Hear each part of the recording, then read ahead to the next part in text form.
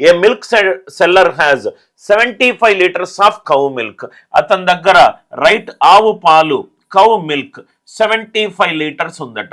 Okay, అర్థం కావడానికి నేను క్వశ్చన్ని నీట్గా ఎక్స్ప్లెయిన్ చేస్తున్నాను. మనకు తెలుగు లేదు కాబట్టి నేను క్వశ్చన్ని తెలుగులో నీట్గా ఎక్స్ప్లెయిన్ చేస్తాను. దాని తర్వాత 45 litres of stomach milk, 45 litres of stomach milk. దాని తర్వాత 30 litres of full cream milk, 30 litres of full cream milk. Same exact question, just right milk seller బదులు ఇంకోటి ఉంది. ఆల్రెడీ మనము నంబర్ సిస్టమ్ మీరు ఎస్ఎస్సి వీడియోస్లో చూడొచ్చు. These should be kept in a different trays in such a way that each tray contains, ప్రతి ట్రేలో each tray contains equal quantity of milk. మనం ఒక ట్రే తీసుకోవాలి, ఆ ట్రేలో ఈక్వల్ క్వాంటిటీ ఆఫ్ మిల్క్ ఉండాలి. And 2 types of milk should not be mixed in 1 tray. మనం ట్రీలు తీసుకోవాలి, దాంట్లో cow milk, stomach milk, full cream milk ఇవేమీ యాడ్ చేయకూడదు. ప్రతి ట్రేలో ఈక్వల్ క్వాంటిటీ ఆఫ్ మిల్క్ ఉండాలి. What is the minimum number of trace required? Minimum number. ఈ మినిమం అనేది మనకు క్యాచ్ పాయింట్స్. ఈ కీవర్డ్ మనకు అర్థమవుతే మనం సాల్వ్ చేయొచ్చు. ఇప్పుడు సపోజ్గా కాన్సెప్ట్ చూడండి సార్. సపోజ్గా 6, 9 ఉంది. 6, 9ని డివైడ్ చేసే మినిమం సహజ సంఖ్య, రైట్ 6, 9కి కారణాంకము మినిమం డివైడ్ చేసే సహజ సంఖ్య ఏముండాలి? అది 1 కావచ్చు, 3 కావచ్చు, రైట్ 1 కావచ్చు మినిమం. ఎప్పుడైతే మనకు మినిమం అడిగాడో నంబర్లో 6, 9కి రైట్ డివైడ్ చేసే మినిమం సంఖ్య అంటే 6, 9 యొక్క కారణాంకం తీసుకోవాలి. రైట్ గరిష్ట సంఖ్య అని అడిగాడు అనుకోండి, 6, 9లలో డివైడ్ చేసే ఎల్సిఎం అడిగాడు అనుకోండి, మనము రైట్ మ్యాక్సిమం తీసుకోవాలి. మినిమం అడిగినప్పుడు మనం ఎప్పుడూ కూడా హెచ్సిఎఫ్ తీసుకోవాలి. సో కాబట్టి HCF of 75, 45, 30. Right, are you all with me? HCF తీసుకున్నాము. ప్రతి ట్రేలో ఈక్వల్ క్వాంటిటీ ఆఫ్ మిల్క్ అయి ఉండాలి, ఈక్వల్ క్వాంటిటీ ఆఫ్ మిల్క్ అయి ఉండాలి, మరియు మినిమం అయి ఉండాలి. అంటే హెచ్సిఎఫ్ తీసుకున్నాను. హెచ్సిఎఫ్ గాసాబా, కొన్ని నంబర్లకు గాసాబా చేసేటప్పుడు రైట్ ఆన్సర్ ఎప్పుడు ఏంటంటే factor of the smallest difference. Answer ఎప్పుడు factor of the smallest difference. Smallest difference ఏమైంది? ఇదేమో 30, ఇదేమో 15, ఇదేమో 45. అతి చిన్న వాల్యూ ఏంటి సార్? 15. అంటే ఆన్సర్ ఫ్యాక్టర్ ఆఫ్ 15 అయి ఉండాలి. 1 కావచ్చు, 5 కావచ్చు, 3 కావచ్చు, 15 కావచ్చు. కానీ హెచ్సిఎఫ్ కావాలి. 15 75, 15 5ల 75, 15 3ల 45, 15 2ల 30. అంటే ఈ 75 లీటర్ల కౌ మిల్క్ నేను 5 ట్రేలలో పెడతాను. 5 ట్రేలలో పెడతాను. ప్రతి ట్రేలో ఎంత ఉంటుంది? 15 లీటర్ల కౌ మిల్క్ ఉంటుంది. ఈక్వల్ క్వాంటిటీ అన్నాడు కదా సార్, 15, 15, 15. అంటే మొత్తం ఎన్ని ట్రేలలో పెట్టాను? 5 ట్రేలలో పెట్టాను. 45 లీటర్ల రైట్ స్టమక్ మిల్క్ అంటే రైట్ అది కూడా నేను 3 ట్రేలలో పెడతాను. ఇది స్టమక్ మిల్క్ 3 ట్రేలలో పెడతాను. అదే 30 litres of full cream milk అంటే ఇక్కడ ఇది 2 ట్రేస్లలో పెడతాను. ఒకసారి క్వశ్చన్ చదవండి సార్, మీకు అర్థమవుతుంది. నేనేం చేయాలి? ఈ 75 లీటర్ల కౌ మిల్క్ని కొన్ని ట్రేలలో పెట్టాలి. ప్రతి ట్రేలో కూడా ఈక్వల్ క్వాంటిటీ ఆఫ్ మిల్క్ ఉండాలి. అంటే దీనికి 5 ట్రేలు, దీనికి 3 ట్రేలు, దీనికి 2 ట్రేలు. అంటే మొత్తం మనకు ఎన్ని ట్రేలు అవసరము? రైట్ 10 ట్రేలు అవసరం. మొత్తం ఎన్ని ట్రేలు అవసరమో? 10 ట్రేలు అవసరం. ప్రతి ట్రేలో ఈక్వల్ క్వాంటిటీ ఆఫ్ మిల్క్ ఉండాలి. కాబట్టి నేను హెచ్సిఎఫ్ తీసుకున్నాను. అట్లా ఎన్ని ట్రేలు తీసుకోవాలి? ఈ నంబర్ని హెచ్సిఎఫ్ తోటి డివైడ్ చేశాను. చాలా ఇంపార్టెంట్ మోడల్, చాలా ఎగ్జామినేషన్స్లో వచ్చిన మోడల్. క్వశ్చన్ 1కి ఆన్సర్ ఏంటి? Option C. Find the value of 3 into secant square minus a into cosecant square minus a cosecant square plus a. ఇది easy algebra identity question sir. Algebraic trigonometric identity question. మనకి ఇది ఈజీగా తెలిస్తే ఈజీగా solve చేయొచ్చు. Right, ఏంటి sir question? ఇక్కడ చూడండి sir, cosecant square theta minus cot square theta అది ఎప్పుడు 1 అవుతుంది. Plus 3 into secant square A minus 1 అంటే అది tan square A. cosecant A minus 1 into cosecant A plus 1, A minus B into A plus B, A square minus B square. అంటే అది cosecant square A minus 1. cosecant square minus 1 అంటే అది cot square A. tan cot 2, right, రెండు కూడా inverse అంటే cancel అయిపోతుంది. 4 plus 3 answer ఎంత? 7. 4 plus 3 answer ఎంత? 7. Are you all with me? ఇక్కడ మనం యూజ్ చేసిన రెండు ఐడెంటిటీ ఏంటి sir? Secant square theta minus tan square theta is equivalent to 1. ఇది ఫస్ట్ ఐడెంటిటీ.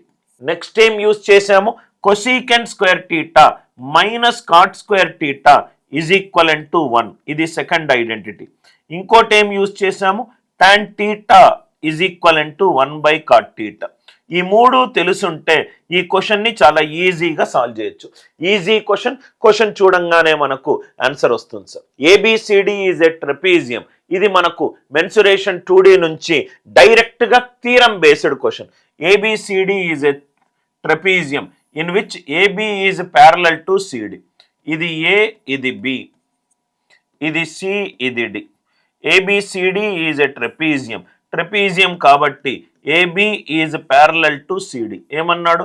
క్వశ్చన్ చదువుతూ డయాగ్రామ్ గీసుకుంటూ వెళ్ళండి sir. Right, E and F are the mid points of the side AD.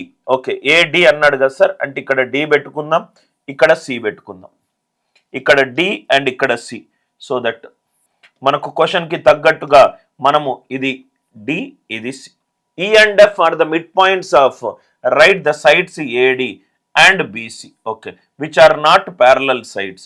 AD BC ఈ రెండు parallel sides కావు. AD and BC are non parallel sides. క్వశ్చన్లో ఏమిచ్చాడు? AB అనేది 28, సిడి అనేది 18. అయితే నాకు ఈఎఫ్ వాల్యూ కావాలి. ఈఎఫ్ వాల్యూ కావాలి. Are you all with me? ఇది టైపింగ్ మిస్టేక్. ఈఎఫ్ వాల్యూ కావాలి. ఏబిసిడి అనేది ట్రెపీజియం. ఏబిసిడి రెండు parallel sides, ADBC non parallel sides. Non parallel sides మధ్యలో మిడ్ పాయింట్ తీసుకొని ఒక రేఖ గీస్తే, ఇది ఆల్రెడీ ఒక ఇంపార్టెంట్ థీరం ట్రెపీజియంలో. EF will become AB plus CD divided by 2. Very important theorem in trapezium. ABCD గనక ఒక ట్రెపీజియం అయిందనుకోండి, ఏబి ప్యారలల్ టు సిడి అయిందనుకోండి, నాన్ ప్యారలల్ సైడ్స్ రెండు మిడ్ పాయింట్స్ తీసుకొని ఒక రేఖ గీస్తే ఆ రేఖ యొక్క వాల్యూ ఏమవుతుంది? AP plus CD by 2. అంటే 28 plus 18 divided by 2, 46 divided by 2. అంటే ఈ క్వశ్చన్కి ఆన్సర్ ఎంత? 46 divided by 2. 46 divided by 2 is 23. Answer 18, 28 మధ్యలో ఉండాలి. 18, 28 మధ్యలో ఉన్న ఏకైక వాల్యూ ఏంటి sir? 23. AB plus CD whole divided by 2. AB plus CD whole divided by 2. ఇది ఇంపార్టెంట్ థీరం. డైరెక్ట్గా థీరం బేస్డ్ క్వశ్చన్స్ కూడా మనల్ని క్వశ్చన్లో అడిగారు. So 46 divided by 2. Direct question చూడంగానే మనకు ట్రెపీజియం అన్ని ప్రాపర్టీలో తెలిసినట్టు అవుతాయి. ఈ క్వశ్చన్ని చాలా ఈజీగా సాల్వ్ చేయొచ్చు. Find the value of sin power 6a plus cos power 6a plus 3 sin square a cos square a. ఇక్కడ చూడండి సార్, క్వశ్చన్లో మనకు యాంగిల్స్ ఉండి ఆన్సర్లో న్యూమరికల్ వాల్యూస్ ఉంటే, ఒకటి ఆల్రెడీ ట్రిగ్నామెట్రిక్ ఐడెంటిటీ నుంచి సాల్వ్ చేయొచ్చు. ఇంకోటి క్వశ్చన్లో యాంగిల్స్ ఉండి ఆన్సర్లో వాల్యూస్ ఉంటే, క్వశ్చన్లో యాంగిల్స్ ఉండి ఆన్సర్లో వాల్యూస్ ఉంటే, రైట్, యాంగిల్ సబ్స్టిట్యూషన్ అనేది బెస్ట్ మెథడ్. యాంగిల్ సబ్స్టిట్యూషన్ అనేది బెస్ట్ మెథడ్. యాంగిల్ సబ్స్టిట్యూషన్ అనేది బెస్ట్ మెథడ్. ఏంటి సార్ ఈ యాంగిల్ సబ్స్టిట్యూషన్? ఈజీ కోసము యాంగిల్ ఏ మనము 90 degrees అనుకుందాం. యాంగిల్ ఏ 90 degrees అనుకుంటే ఇదేమో cos 90 0, cos 90 0, ఇదేమో cos 90 0, right. sin 90 1, 1 minus of sin 90 1, 1 plus 1 cosecant 91 అంటే 1 మైనస్ 2. 1 మైనస్ 2 ఆన్సర్ ఎంత? -1. అంటే ఈ క్వశ్చన్కి ఆన్సర్ ఏంటి? -1. What will be the value of? ఇట్లాంటి క్వశ్చన్స్ని ఎలా చేయాలంటే, క్వశ్చన్లో వేరియబుల్స్ ఉన్నాయి, క్వశ్చన్లో వేరియబుల్స్ ఉన్నాయి, ఆన్సర్లో వేరియబుల్స్ ఉన్నాయి. క్వశ్చన్లో వేరియబుల్స్ ఉన్నా, ఆన్సర్లో వేరియబుల్స్ ఉన్నా మనము అదే సబ్స్టిట్యూషన్ మెథడ్ కూడా మనము యూస్ చేసుకోవచ్చు. క్వశ్చన్లో వేరియబుల్స్, ఆన్సర్లో వేరియబుల్స్ ఉంటే సబ్స్టిట్యూషన్ మెథడ్ యూస్ చేసుకోవచ్చు. సార్ ఏంటి సార్ సబ్స్టిట్యూషన్ మెథడ్? ఏంటా సబ్స్టిట్యూషన్ మెథడ్? నవ్వు ఇక్కడ చూడండి సార్, నేనేమనుకుంటున్నానంటే y0 అనుకోండి. y0 అనుకుంటే ఏమొస్తుందో ఒక్కసారి చూసుకోండి సార్. y0 అనుకుంటే ఇది వెళ్ళిపోయింది, ఇది వెళ్ళిపోయింది. y0 అంటే 2z హోల్ స్క్వేర్ అంటే 4z square, 5z whole square అంటే 25z square minus 25z square, 25z square minus 25z square వెళ్ళిపోయింది. అంటే plus 4z square, plus 4z square అంటే ఇది ఆన్సర్ కాదు, ఇది కూడా ఆన్సర్ కాదు. క్వశ్చన్ చూడంగానే మనకు రెండు ఆన్సర్లు ఎగిరిపోయాయి. ఎప్పుడు ఒక వేరియబుల్ని 0 అనుకున్నాను. మళ్ళీ నేను z0 అనుకుంటే, z0 అనుకుంటే స్క్వేర్ 25y స్క్వేర్, z0 అనుకుంటే ప్లస్ 4y స్క్వేర్, z0 అనుకుంటే 0 అంటే నాకు ఏం రావాలి సార్? 29y స్క్వేర్ రావాలి, 29y స్క్వేర్ రావాలి, 29y స్క్వేర్ రావాలి ప్లస్ 4z స్క్వేర్ రావాలి. ఇక్కడ z0 అనుకుంటే ఇది వస్తుంది. అంటే మనము ఏ ఆల్జీబ్రియాక్ ఐడెంటిటీస్ చేయాల్సిన అవసరం లేదు. ఈ మోడల్ని నేను ఆల్రెడీ డిస్కస్ చేశాను సార్ మీకు, రైట్? మన వీడియోలలో ఇట్లాంటి మోడల్స్ ఉన్నాయి. ఇది చాలా ఇంపార్టెంట్ మోడల్ సార్. మనం ఇట్లాంటి క్వశ్చన్స్ని ఎలా సాల్వ్ చేయాలి? సబ్స్టిట్యూషన్. సార్ ఈ సబ్స్టిట్యూషన్ మెథడ్ ఎప్పుడు యూజ్ చేస్తాం? క్వశ్చన్లో చరరాశులు, ఆన్సర్లో చరరాశులు ఉన్న చోట సబ్స్టిట్యూషన్ మెథడ్ యూజ్ చేస్తాం. ఫస్ట్ ఏమనుకున్నాను? y0 అనుకున్నాను. y0 అనుకుంటే నాకు ఆన్సర్ జెడ్లలో వచ్చింది. ఏమొచ్చింది? ప్లస్ 4z స్క్వేర్ వచ్చింది.